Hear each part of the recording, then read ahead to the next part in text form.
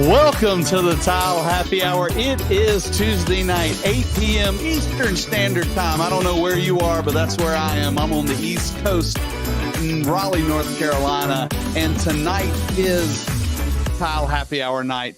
If you weren't around last week was a rerun weekend, and we had a great show that we put out there for you, just reran it for you.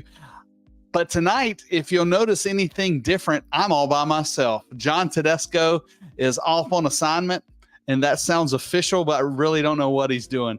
But I know he was busy tonight and could not make it. But I wanted to be here because next week I'm going to be in Panama, and I'm not going to be able to be here. So who knows what's in store for you next week. But you have stumbled onto the Tile Happy Hour, wherever you're watching from. If you see, I've got screens all around me here, and we are broadcasting live on my favorite channel, which is my YouTube channel. That's Tile the World. I've got you live on my Instagram Live, the Tile Nerd Army. Give me a shout out if you're part of the Tile Nerd Army. And I actually have got a dual screen in front of me on my phone for TikTok. And I don't know how it sounds or what it looks like because it's actually not broadcast through our streaming service. It's just on a phone here. So I've got it set up. But I wanted tonight to be, whether you're watching live or whether you're watching on a rerun, a audience participation night. So let's start off with where are you watching from? So I said it before, I am in Raleigh, North Carolina. And so therefore I am broadcasting from Raleigh, North Carolina. And where are you? Where are you watching it from? If you're on TikTok, just drop it in the comments. I'd love to say hello to you. And on the other services, whether it's LinkedIn, YouTube, Facebook, X, all those places, let me know where you're watching from. And if you're watching on a rerun, I still want to hear from you. If you're, that's where most of our views come. It comes after the fact, and that's on our YouTube channels. John's is the Tile channel, and mine is the Tile the World. Because that's what that's always been my slogan for the longest time is Tile the World. And just drop in the comments. I want to hear from you. I've been getting a lot of comments lately, and I've been kind of plugging this episode. Shout out to Megan Hendrick for correcting my grammar. I don't feel good about that, but yet it needed to be done. I was not an English major. I'm a construction management major. So therefore we point and say, point and do, typing and getting other stuff. English site stuff is not my strong suit. So thanks, Megan, for pointing out that I put advice and I mixed advice and advise. At least it was an actual word. So thanks for that. So tonight is going to be all about, I kind of requested over the last few weeks, because I knew this was going to happen and we were going to do this, some people to submit some questions. And I've got some really cool examples that have come in, and with some pictures that we're going to talk through together. I'm hoping that everybody's going to participate and be a part of the conversation. And it's not just me, but that's okay. We're here. It's the Tile Happy Hour. Anything and everything you want to talk about tile, that's what we're here for this evening, Tuesday, January the 30th. Last week, the reason we didn't broadcast live last week is I was at the International Surfaces event in Las Vegas. Now, that was the first time I'd ever been to that conference. Conference? No, I don't know that's the right word. Conference. I can't think of. Anyway, the event called the Surfaces event. It was at the Mandalay Bay in Las Vegas, which is a beautiful place. And a lot of vendors there. I saw a lot of colleagues there. I was excited to meet up with some of my tile bar colleagues and get to hang out with them, and then saw some vendors. Shout out to Caladad Tools. Got to spend some time with them, and Blanque, got to walk around with them a little bit. And great event. There was a ton of soft flooring there, which is a lot different than what I'm used to. I'm used to the coverings event, which is mainly tile and stone. But it was fun to be a part of that with Jeremy Solomon, who is on the Tile Bar team and in charge of our soft flooring, and to see the differences in the two, how they're presented. A lot of the same, but still some differences. So it was nice to be in Vegas last week and to be a part of that. But we're going to jump right in to a couple of questions that came across the wire this week. So, and I actually have some things. I'm going to pull them up on the screen here. And those of you that can see that, this is a question I get a lot. And if you're seeing the screen here, what you're seeing is an L cut on a 24 by 48 tile. Now, what's happened over the last several years is tiles have gotten humongous. And now where it used to be when I started in the industry, an 8 by 8 was kind of the standard size. And now I would dare say, what do you think? 24 by 24 is the standard size. But as things are growing, you can't use the same techniques that maybe you've been doing. As us construction guys hear all the time is, I've been doing this way for 25 years. Well, that doesn't work, especially when you're going into something that is this large. You can't cut this tile the same way you cut a 12-inch or even an 18 by 18 tile. It is very heavy and very large. And if you see, and I'm pointing at it on my screen, but I have an arrow there. It shows a crack there. So L cuts are always tricky because L cut, you're cutting this piece of tile and you're creating a weak spot at that corner. And that weak spot, any little bit of movement can cause that tile to fracture. Is that a tile issue? No, not necessarily. Can it be? Maybe. But most of the time, it is a support issue. And the question I get a lot of time from my staff and from the clients out there is, how do I cut this big tile? So I'll give you a couple of my rules of thumb. When you have a tile like this, you want to cut it and you want it to be fully supported. So what does that mean? That means you need a really big wet saw, or you cut it by hand with a grinder when it's fully supported on the ground. And I actually had a video on my YouTube channel about how to do this. And I found that it was really helpful to set it on a piece of foam board, which I set it on a piece of the Hydraband board. And then I marked out my lines and I used my 3-inch cutter to cut the L shape. Now, that does a couple of different things. It gets it fully supported on the floor, whether it's concrete or whatever. The foam kind of absorbs some of the vibrations, and it also fully supports the tiles. So where I have seen people fail is they try to cut this tile on a wet saw with a table that may only be able to support an 18 by 18. And what happens is part of that tile is leaning off or hanging off the edge. And when it hangs off the edge like that, it creates undue stress. And while you're cutting it and the undue stress, there's a weak point and it fractures there. And I don't think that's what happened here. I think what happened here is they got it cut fine, but then they installed it. And you look at that L cut is hanging over an opening, which is creating a stress point in the weak point. And the weight of that tile that's above that jamb, and I'm using hand motions, even though you can't see that, that's above that jamb is pulling down on that tile, which it's already it has a cut in it. So therefore there's a weak spot, and the weight of that side has pulled it and it's caused a fracture. So when you're dealing with a tile that's large, keep these things in mind. Support your tile. Make sure you're cutting with a good blade, and that good blade has been dressed or is new. And I like to use the procedure of doing a kind of a pass where you're not cutting all the way through. There's a lot of pressure when you're trying to cut the full thickness of the tile. I like to do a score and then do a cut through. Those tips will help you save those tiles. And you're thinking that one piece of tile, I mean, that's 8 square feet. And just think, if you're paying $10 a square foot for that tile, that's an $80 loss.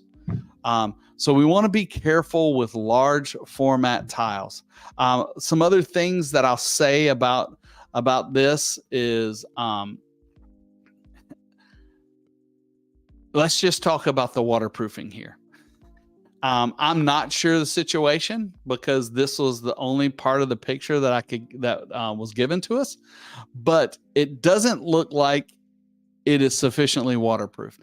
That is a Red Guard. If you're familiar with Customs Red Guard, it is a good product. When installed correctly, it works well. But number one, it has to be fully covered. If that's a shower on the other side of that wall, where the failure is, that is not waterproof. There's a minimum thickness that you need to achieve when you're doing a liquid applied waterproofing. That does not meet it.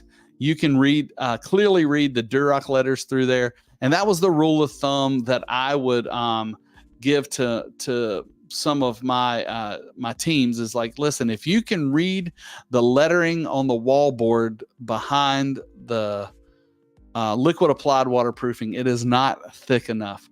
So I would say you need a couple of more coats at least on that wall to make it waterproof or acceptable if that is a shower. I'm not 100% sure that it is a shower. What else do we see in this picture? If you look above the window, there's a joint. It looks like the Duroc returns back to that window. I can see that joint is not taped or finished, which means there's a possibility for a crack there. There's obviously going to be a grout joint there. It should be a caulk joint, because anytime you change planes, you should put a soft joint. Since that is not properly prepared, probably going to have a failure there also. Same thing with the bottom. The bottom of the window kind of looks like it may have been prepped, but it looks a little sketch. So Esther, thanks for sending in that pic and asking for some help. We love to help out and see what's going on. We got a question here from Facebook user. Why is latex modified thin set replaced with polymers, and why is it a secret? Why is latex modified thin set replaced with polymers, and why is it a secret? I'm not sure what they mean by that, but let's describe latex modified thin set real quick. A latex modified thin set is the common thin set that we all use, and this thin set is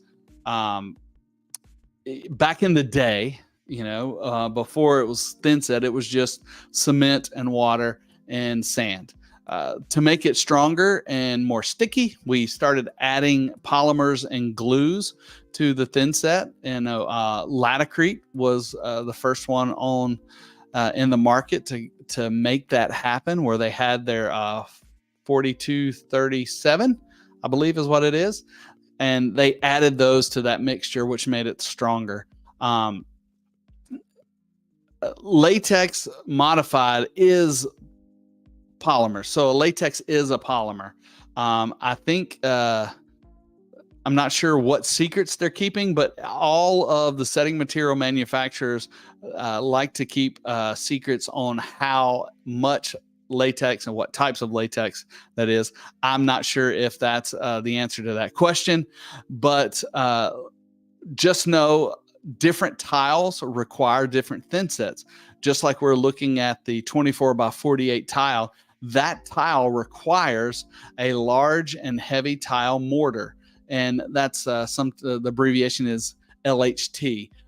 Years ago, it used to be called a medium bed mortar. What's up, Jose? Good to see you. Haven't talked to you in a while. Large and heavy tile mortar is kind of the go-to nowadays, just because any tile that has an edge over 15 inches is considered a large and heavy tile. So you need to have that designation. Anybody wants to throw the ANSI, I think it's 118.5, but I'm not sure. Don't quote me on that. And I don't have my ANSI book right here, but that is, once you get past a certain level of latex and polymers, that gives you enough strength and to be a old school medium bed mortar, but what we call that now is large and heavy tile mortar. I'll just plug Tile Bar for a minute. All the mortars that we carry at Tile Bar are large and heavy tile, except for our glass tile mortar. The great thing about these mortars, like Trilite is kind of my go-to. They can be used for a glass tile all the way up to the large and heavy tile. They kind of do dual duty.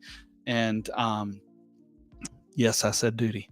But thanks for that question, Facebook user. Sometimes when you send me a question, your name doesn't come across. I don't know why. What's up, Teresa? Good to see you. DeRossi, Kevin Barber. Thanks for all those that are on TikTok tonight.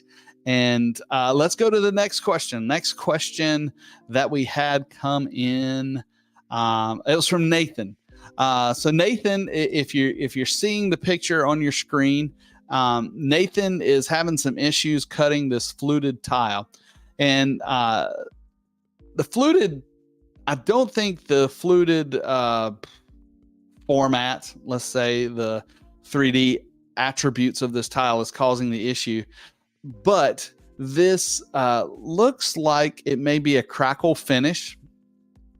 And a lot of times you'll see the crackle finish at the edge of the tile flake off. If you've installed any of it, you know that to be true. And there's a couple of things you can do to prevent that and kind of minimize that look. Pardon. One of the things is, once again, your equipment is critical. Your blades are critical. And you want to make sure that you're not using an old blade. You want to make sure that your blade is not dull. The first trick I like to tell people is to put down some tape. Sometimes the tape helps keep that crackle intact. I also like the method of just doing a quick pass where you're not trying to cut all the way through the tile at one time, and you're doing a quick pass to kind of score the top of that tile. Maybe a little more difficult with this fluted tile because it does have ridges and valleys, but that will help you kind of save that face of the tile. The other thing is, sometimes it's trial and error, right? When we're doing these things, it may work for one tile and not for another, because every tile is a little bit different, not all the same. So water helps. Don't use a segmented blade. A continuous diamond blade is helpful. And let me just say, if you are familiar with Caladad's blades, I've tested those on a lot of our segments here, and great results. Even in a crackle tile that was chipping on some of my less expensive and older blades, the Caladad blades came out and cut a really great line. But I will say, no matter what you use, keep a rubbing stone handy, because once you cut it and you get this flaking, even if it's that bad, you can minimize it by using a rubbing stone. I think this is, in my opinion, this would not be acceptable. I think we can do better than that. Sometimes cutting the tile upside down. So a lot of different things to try. But when you have a crackle tile finish, you're going to expect to have to do a little bit of trial and error and try to figure it out. but I do suggest a Caladad blade. Those Caladad blades are really slick and kind of push through like butter. So Nathan, thanks for that question and submitting that. And I hear it a lot. And be careful with crackle tile when you're grouting it. Just a little side note. Crackle tile, I actually got a note today that a contractor was setting the crackle tile, and they were marking their tiles with one of those Milwaukee markers, and the ink from the marker got in between the crackle. And I'm sorry to say there's nothing you can do about that. It's there, and you've got to replace that tile. And so be careful with crackle tile. Also, when you're grouting it, I suggest using a grout release or pre-sealing your crackle tile. This will help you save you from getting that stain or whatever absorbed. All right. If you don't know where you are listening to the Tile Happy Hour. John Tedesco, we wish him well. He's not here tonight. He's on assignment out there in the world, and it is just me. And if you don't know who I am, my name is Craig, and I was I was a commercial tile setter. I actually was in the office. I wasn't on my knees day in and day out. Now, I've done my fair share, but I did work for a large tile company in the Southeast for 16 years. I had my own company for a few years, and now I am here just trying to give out the information that I have got locked in here. And my goal in life is to help your tile be better, your installation be better, and the things that happen in the industry. So you have stumbled onto the Tile Happy Hour, and I think I got a surprise coming up. Got one more question before we're going to jump on this. So Chris sent this question in: can I tile this curve? That's a common question that I get, and yes and no, and it depends. So I don't remember when in the email he sent, he did not, Chris didn't tell me what size tile it was. And that is critical when you're tiling a curve. You know anything about a curved wall? And if you've tried to ever put something flat on a curved wall, then you know that there's gaps. So there's two things you got to think of: the size of the tile and the radius of the curve. If you've got a really tight radius, odds are you're not going to be able to install a tile on it unless it's really, really tiny. So the larger the radius, the larger the tile can be. The smaller the radius, the teeny tiny the tile can be. So when you see these columns in hotels that are maybe 2 foot around, and they've got these 5/8 by 5/8 tile around there, that works fine. But if you tried to put a 3-inch tile there, it wouldn't work. It would be very segmented, and it almost, instead of looking like a cylinder, it would look like a hexagon, and it would be just crapped up. So the thing is, yes, you can tile a curve, but you need to take into account the radius. The tighter the radius, the smaller the tile. So those are things that you can think of. Chris, thanks for that question. Appreciate you dropping that in. And I don't know if you guys remember one of our most popular episodes that we had in last year, I believe it was in December, maybe in November, December last year, is we actually talked to a DIY YouTuber who was working on his own personal master bathroom himself, because he's a DIYer. That's what he does. His name was Josh. Everybody kind of got invested in Josh, and really, I don't know if they fell in love with him, but there's a lot of talk and questions about that. And so when I knew I was going to be on alone tonight, I sent Josh a text, see if we could get an update. And so I'd like to welcome Josh to the show. Josh, what's happening? How What's are going you? on? Doing Man, good, it's man. going great. John, we don't know where John is. John's on assignment. I keep saying that like he's a CIA agent, and he may be. I don't know. He's at the real bar, the real tile bar. He may be at the real tile bar. Look at you. You like updated your look there. I try to get as much stuff on the counter as I could in the background. I need to get something moving like you got.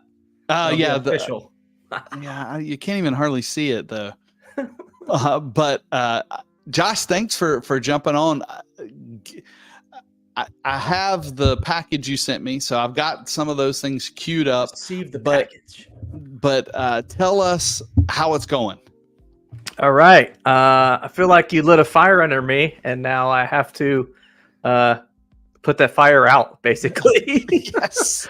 The fire is actually in the bathroom right now. I today feel like I've completed what you would call demo of everything that was there. So, I just brought out the shop vac this afternoon and sucked up those last pieces of crap that have been all over the place. It felt pretty good, and it's been a lot of work so far. Yeah, did we sugarcoat it for you, or did we give you accurate information about how bad the demo was going to be? So it was kind of in the middle. Actually, you sound like So when I took it apart, you were saying there was going to be some type of metal lath under there. Yeah. And I think maybe you can see it in the pictures I sent you. I think it was fiberglass. So I feel like I lucked out in that aspect, right? There was like two pieces around the frame that were like the worst to get out, and they had metal lath. So I know I had it somewhere. Yeah. What did I find? What was that? I noticed that, and that was very odd. Here, hold on. Let me. I don't know which video it is. Let me. You can't pull it up. I can just go pull it out of the wall. No. I have the video. Let's just hit this video and see if it's the right one. That wasn't it. With both of these. Oh, face. So this is you kind of get the ceiling down. I think you can unmute your mic, which is crazy. That is what I didn't want to hit me in the head. Yeah. So maybe you'll see it here. So this is pulling out one of the walls. I don't know, Nick. I got my son to film, so that's us talking. Perfect. This is what you see. Oh, Put your son in harm's way. I like it.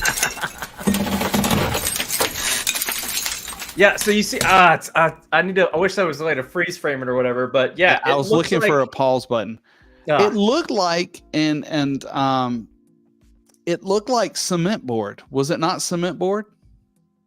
So yes, that wall there, I guess, was cement board. Okay. So what was that? And there was thin set on top of that, right? Yeah. So what is normally behind the cement board? So cement board is a proper substrate, but behind the cement board, you're supposed to have a vapor barrier, which is normally plastic.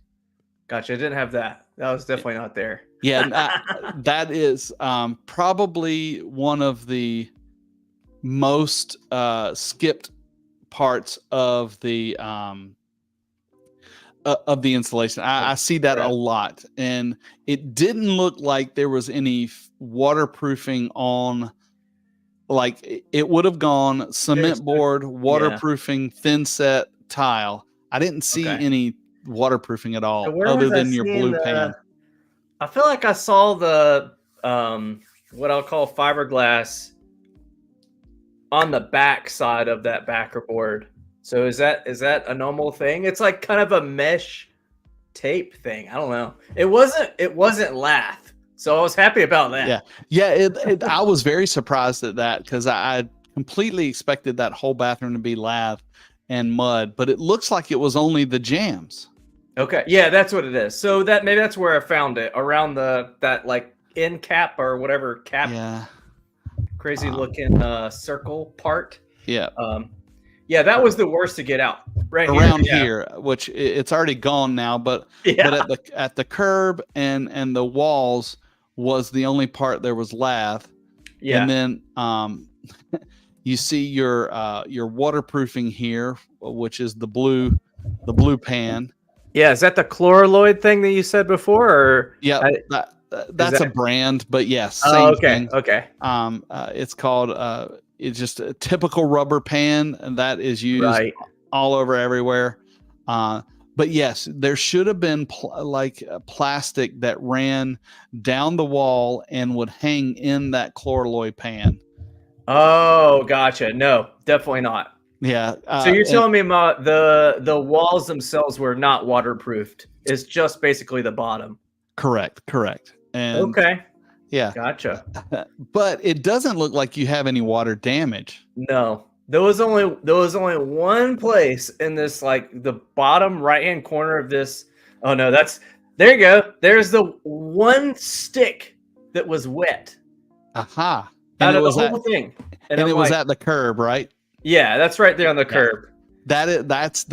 Normally that is kind of the weakest point of the installation, is right there at the curb, because you got so many different angles that are coming together, right? And water just will find its way in. There was like 3 layers of that stuff kind of stapled to, like where they all folded, and then they just like knocked a few of those what looked like roofing nails in there. Yep. And that is right. I mean, that's how you do that. Now there's better ways now, but I'm getting a lot of comments. No red guard. Oh yeah, definitely not. I mean, yeah, that's cement. That's the way to do it. Thanks, Pale. He's given us some good comments. Most likely 5/8 was the board 5/8, or was it 1/2 inch? Oh gosh, I would say 5/8. It was thicker than, but most of the time when I was pulling it off, it was like a mixture of tile and board and and which is the easiest way to get rid of it. And but you've done the hard part, it looks like. Yeah, dude, that was it. What were you showing me here? That was there. Remember when we first called, I was like, yeah, can you guess where this rust came from? And you said, yeah, it's the toilet bolts, or the toilet bolts rusting, right? So I got kind of a funny story. So you're right. It was leaking from the tank bolts that just like they're rusted to death, and it made its way down here. And this is like one of the bolts. And this one bolt took me like an hour to get out. Were you trying to save the toilet, or at least not tear it apart before you? I had in my mind that someone would want it, but that was absolutely wrong. But as I was carrying it down the stairs, the top of it broke off. Those two like tank to bolts, tank to bowl bolts just snapped off and fell right at the bottom of the stairs. I was like, awesome. Nobody wants it for real now. So So I just want to show you that that your information was prophetic in how much work it was, like all the stuff coming out. Like once I got to the bottom and I had to chip out all that just concrete, it was just like, is this for real? Like, is this really how showers work? Oh my gosh. Yes. Wow. Yeah. That the bottom of the shower pan that's got, I mean, it's probably 2 inches of mud in there, and it was I'm assuming it was held together with wire. Yeah. So there was wire in there, which makes it 10 times more difficult to get out, because then it all wants to hang together. And it was brutal. Yeah. So much harder than doing the entire bathroom floor, I bet. Yeah. So that video I sent, that tile was not thin.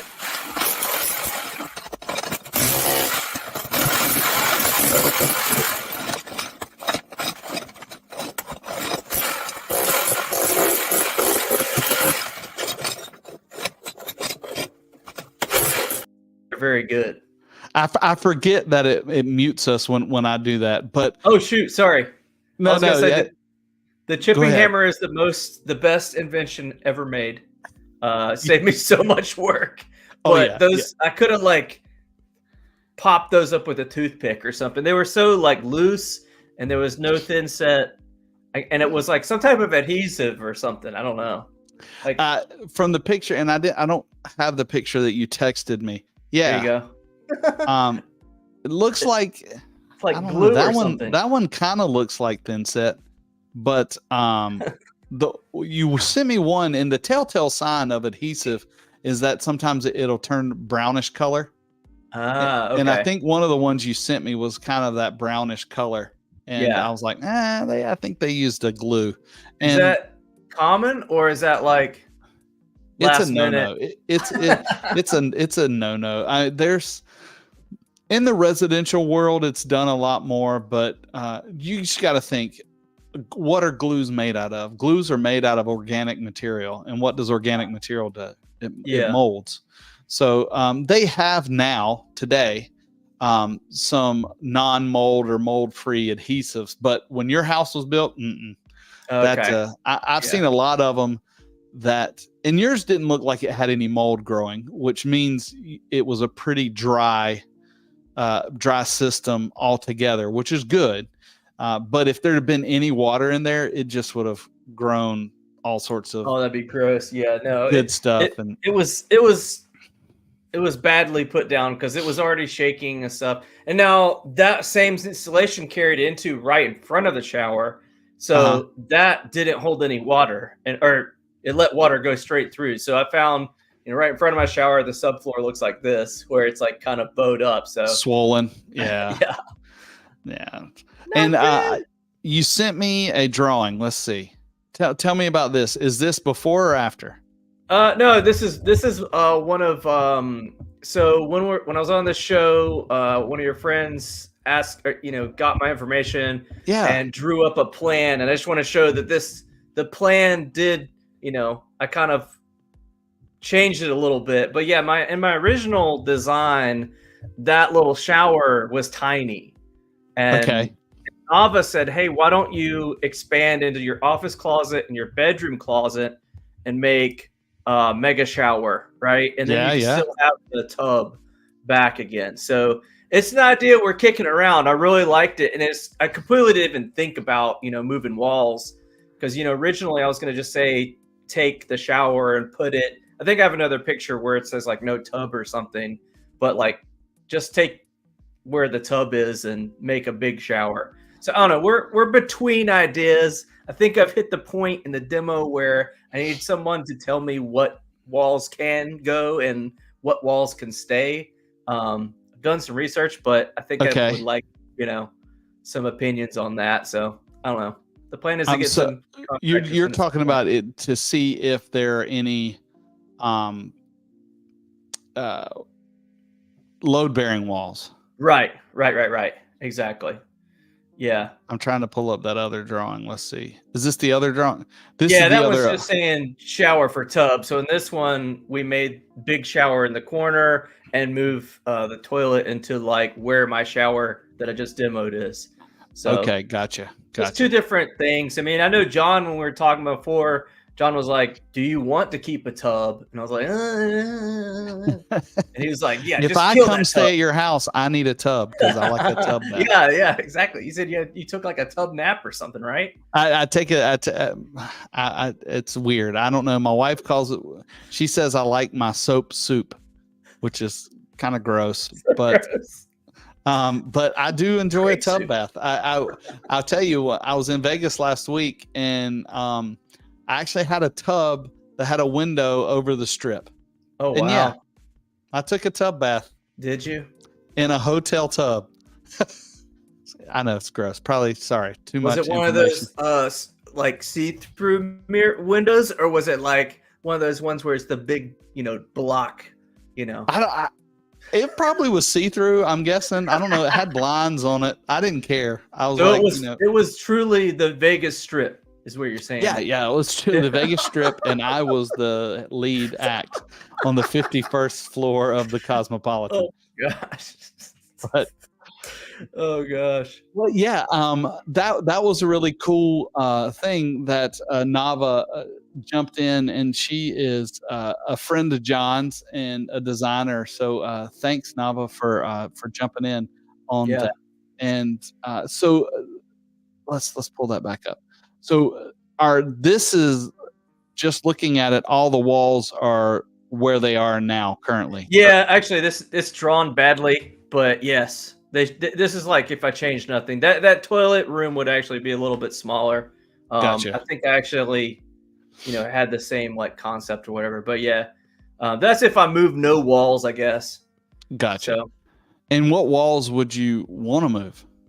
that office closet, it's like I'd have to crunch it, like, knock down the back of it, so just Gotcha. make it smaller. I mean, it'd still work. It wouldn't be any less of a closet. It would just be smaller. So, Okay.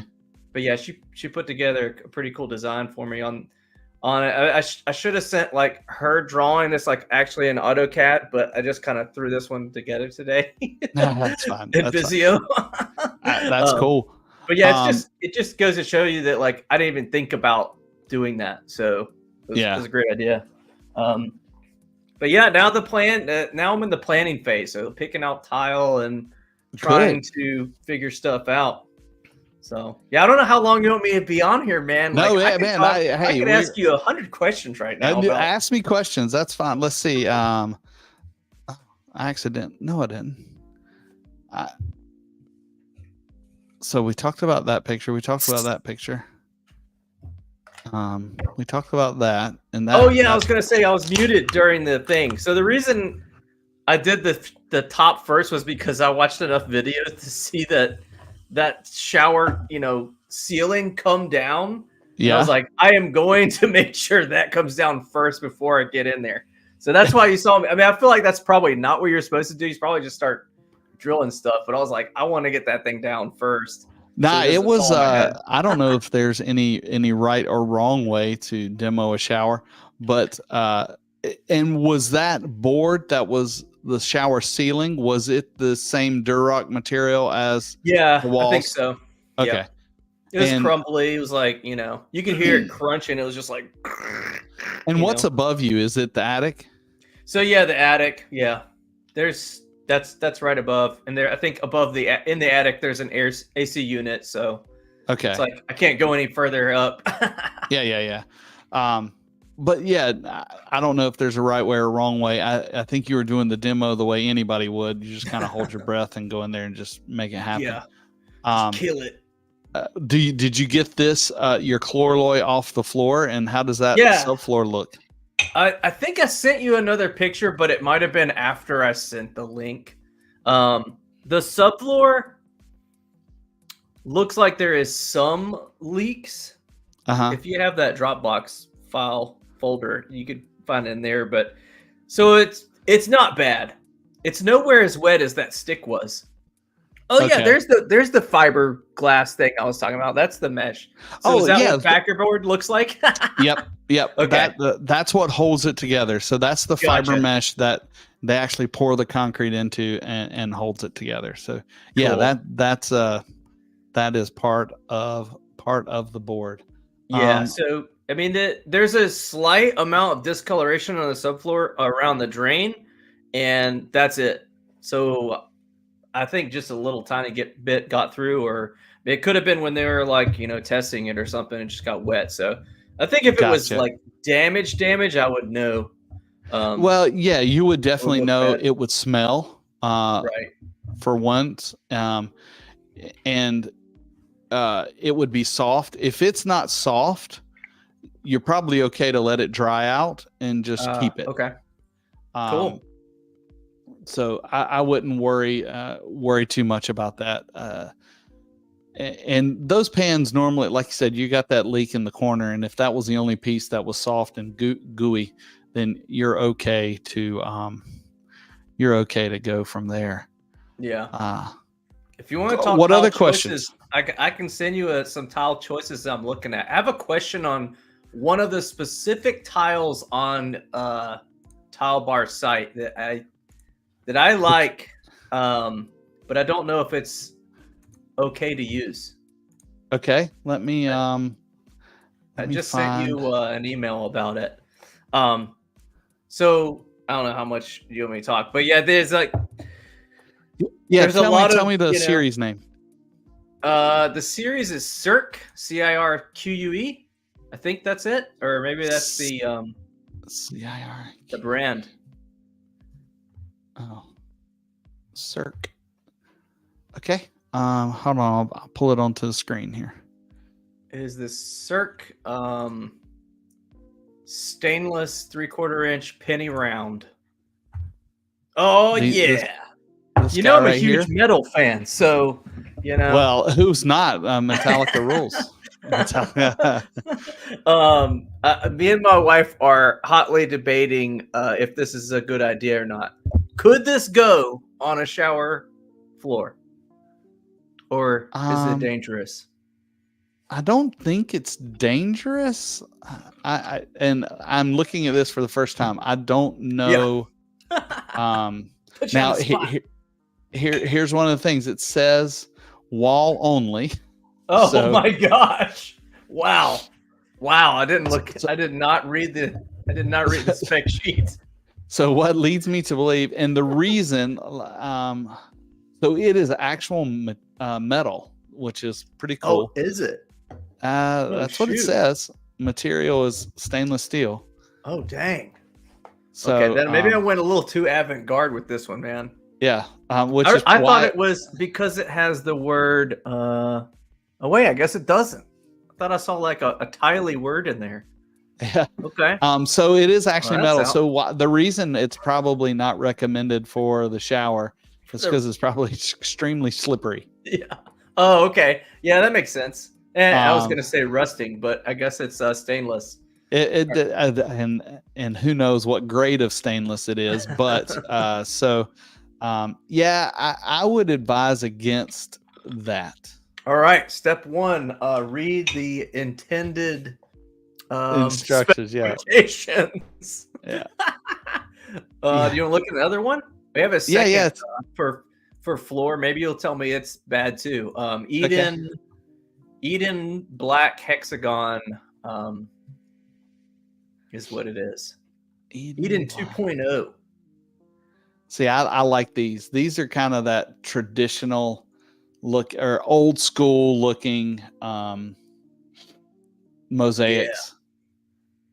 Yeah. And I can pretty much guarantee you that those are okay for floor and wall. Wall. Okay. So if it says floor, that could be shower floor. Yeah. And I bet down here like says tile use. Oh, nice. See that? Yeah, the site is great. Hey, thanks. I should just use it. I did use the I really thought this was really cool that the thing up at the top where you can take a picture and put it on your wall that's bonkers.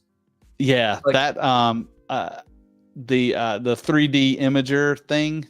Yeah. Like I took a picture of my wife sitting on the couch and I put it like on the wall behind her couch. It was like, what is this technology? It's crazy, man. I will say Tile Bar does a really good job, and our the things that we use on the website to try to help you design at home are pretty cool. And I mean, we even have, for anybody out there listening, we have people that'll design it for you, that you just call in and give them the information, and they'll be like, oh yeah, I'll lay that out for you.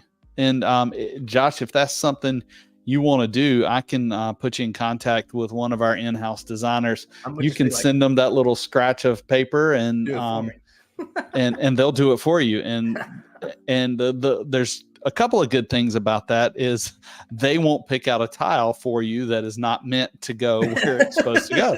Dang it! I'm gonna have to put that metal one somewhere. Then, like, it's got to go somewhere. Hey, do it behind your vanity, maybe on the wall behind the vanity. Okay. Hang the mirrors on it. I think that would look cool. I mean, I'll take it. Metal is metal.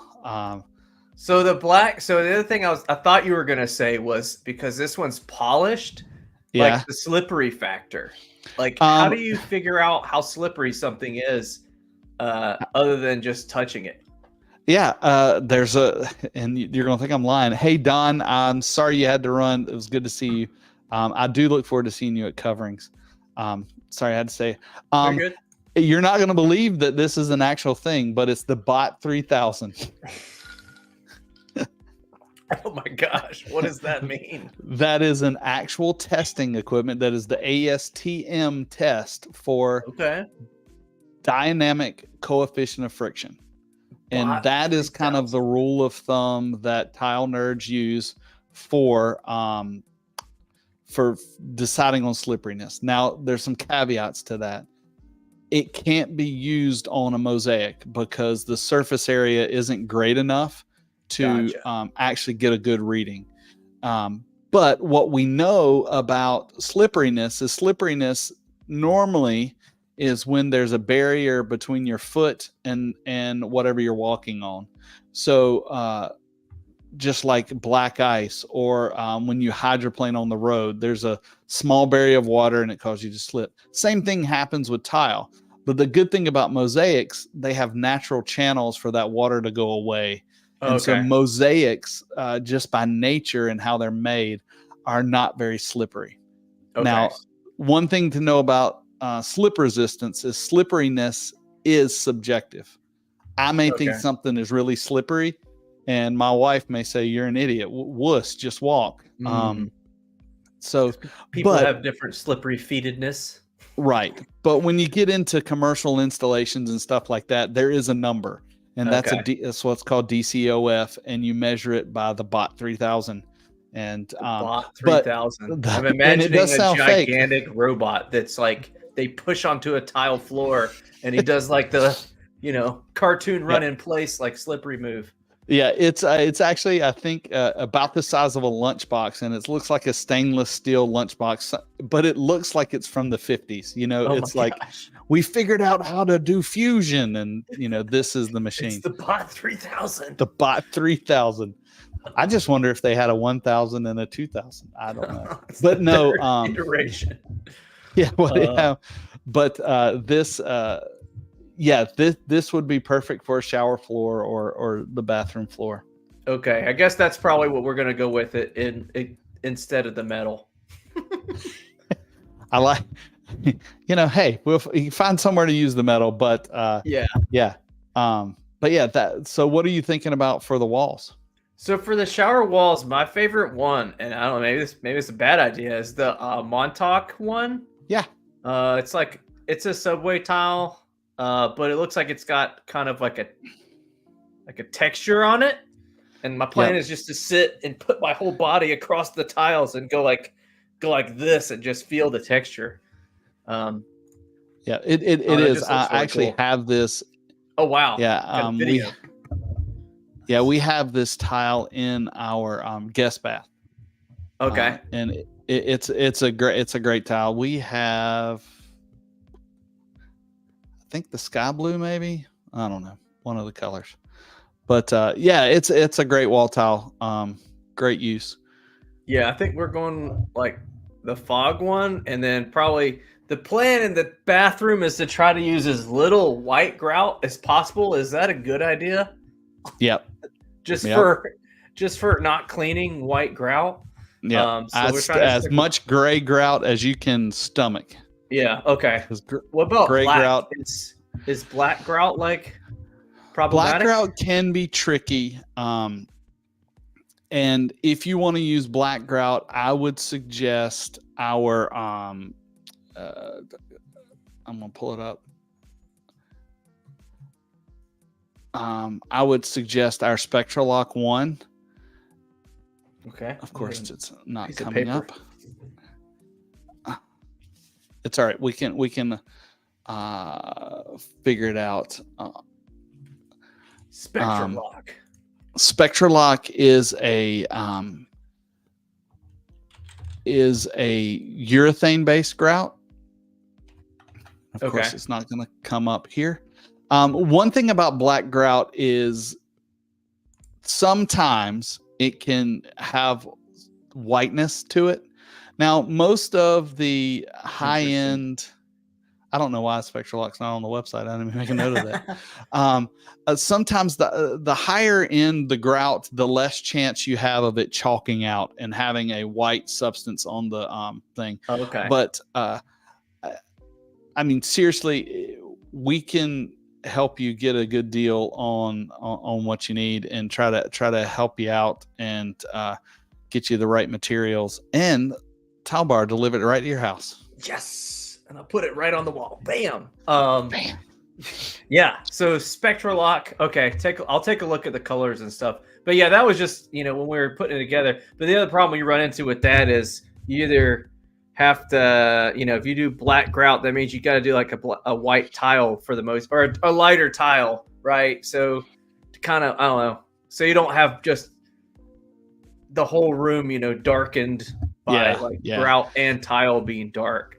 I would definitely the darker it is, the smaller the room feels. And one of my suggestions is try to match your tiles the best you can.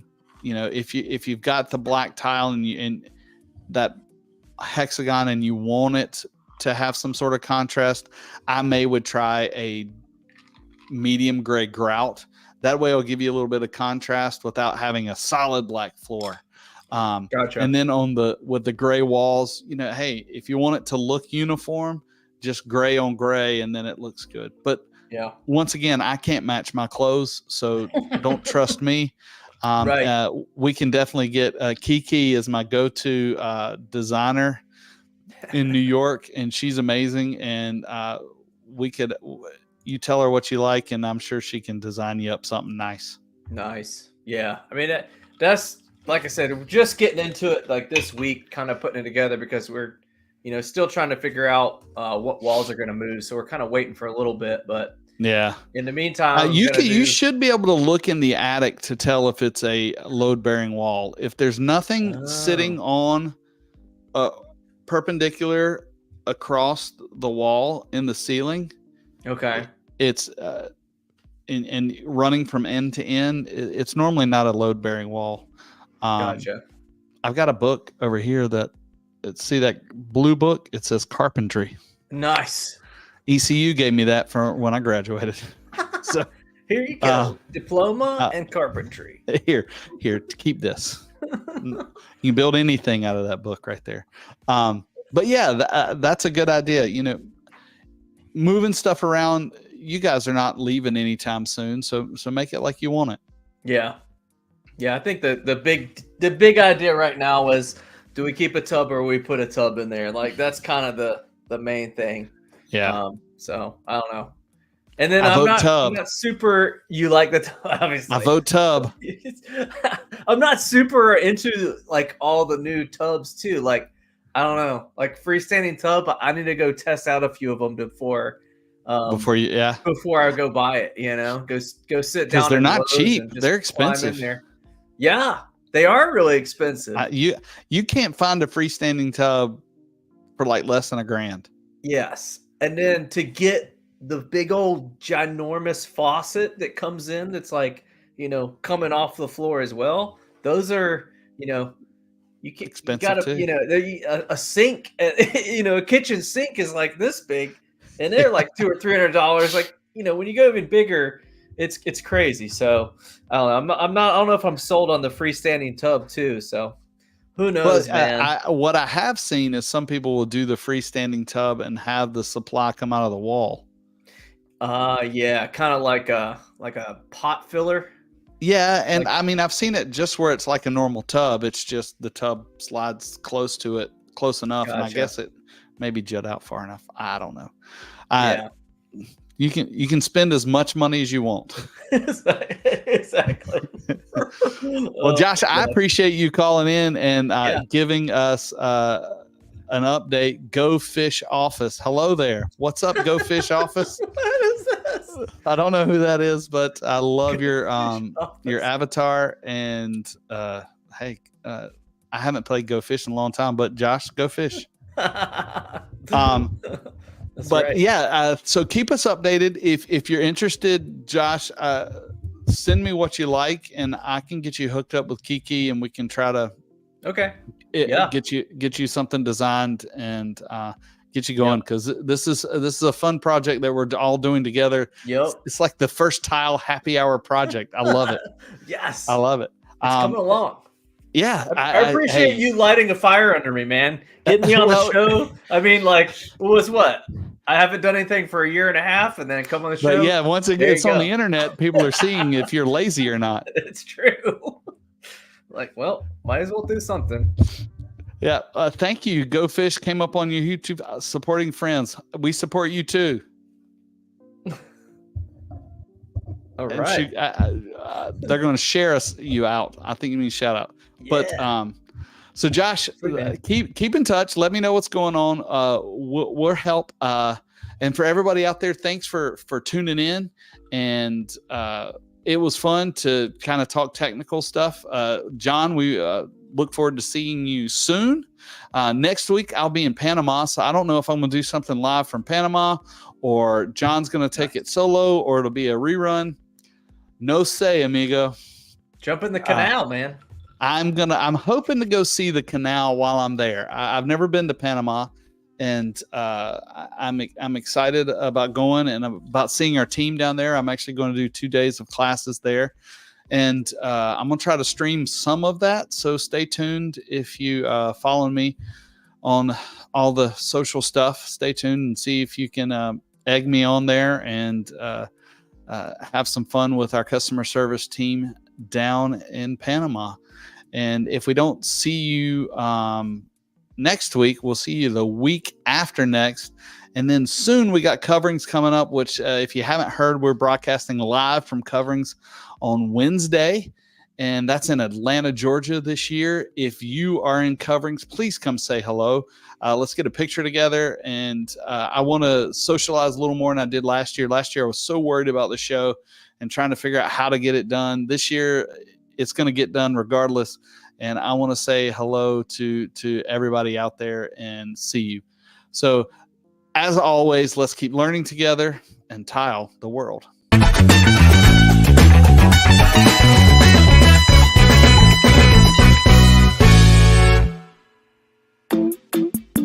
Thank you.